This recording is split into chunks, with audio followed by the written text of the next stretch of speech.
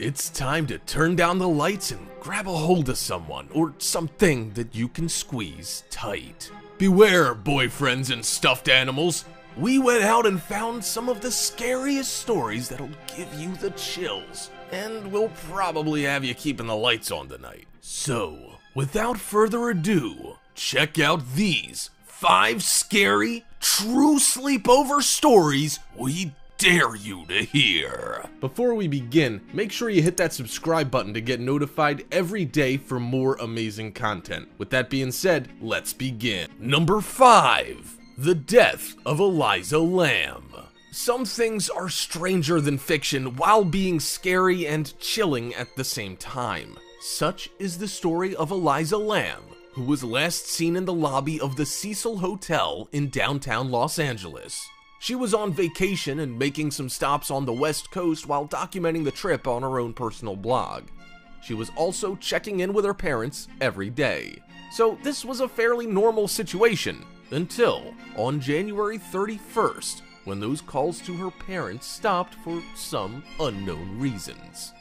Lamb had suddenly completely vanished. Her parents became worried, and the police were suddenly involved in her mysterious disappearance. So what happened to Lamb? The police had been searching for her and had nothing to go on, except for some strange footage showing Eliza acting very strangely on the hotel elevator.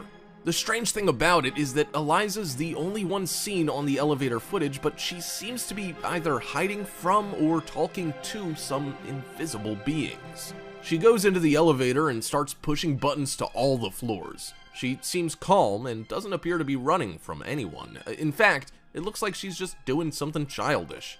However, after pushing all these buttons, the elevator doors should have closed and taken her to all the floors that she selected. The doors don't close. She then starts to act suspicious and moves slowly as if she's trying to see if someone's outside of the elevator.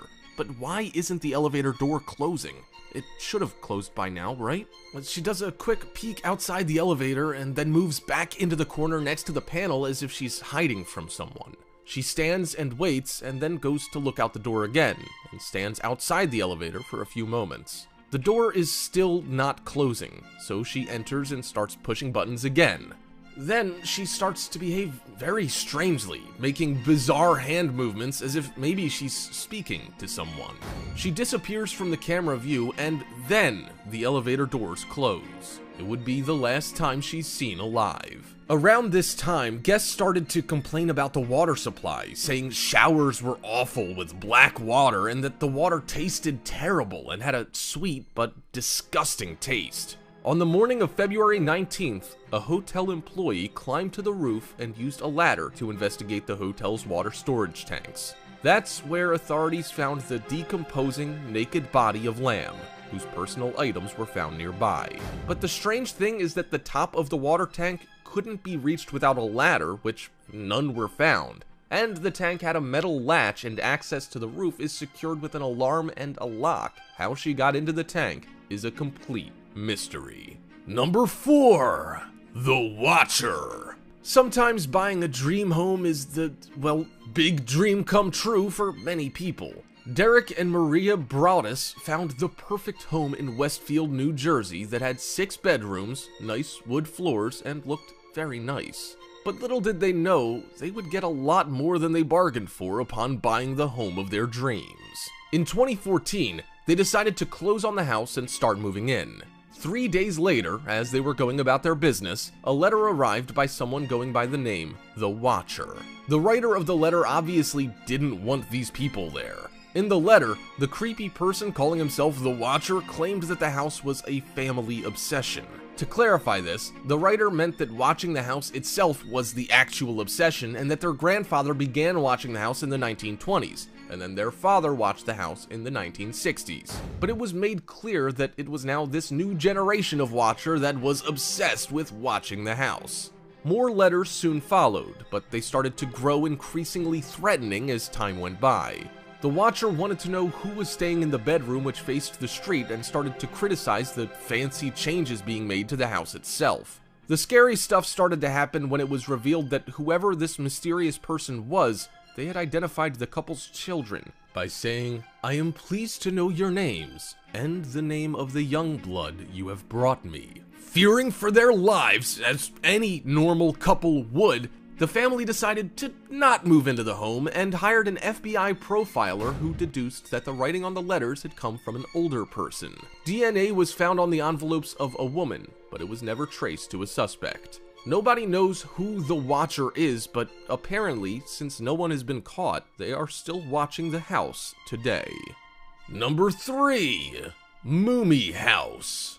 When it comes to a house of horrors, you'll need to look no further than the home of grave robber Russian Anatoly Moskvin.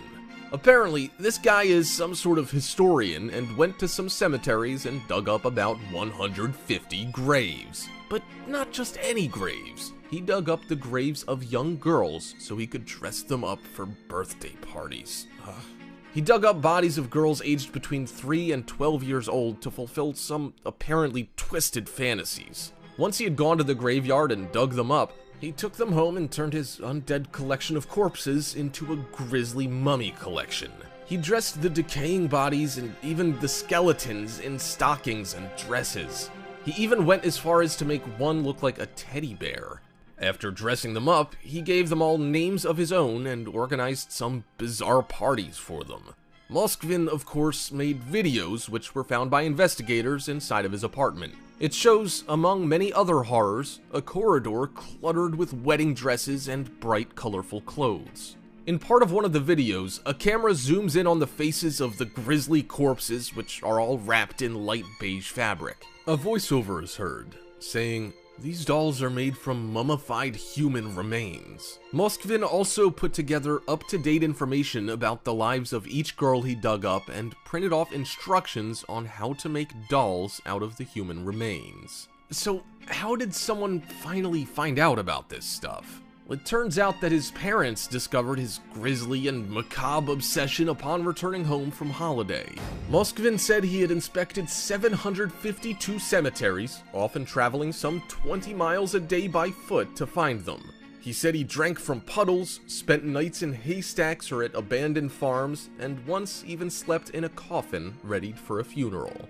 The participants of this procession, for some unknown reason, forced Moskvin to kiss the face of the dead 11-year-old girl who the funeral was for. He later grew some interest for the occult.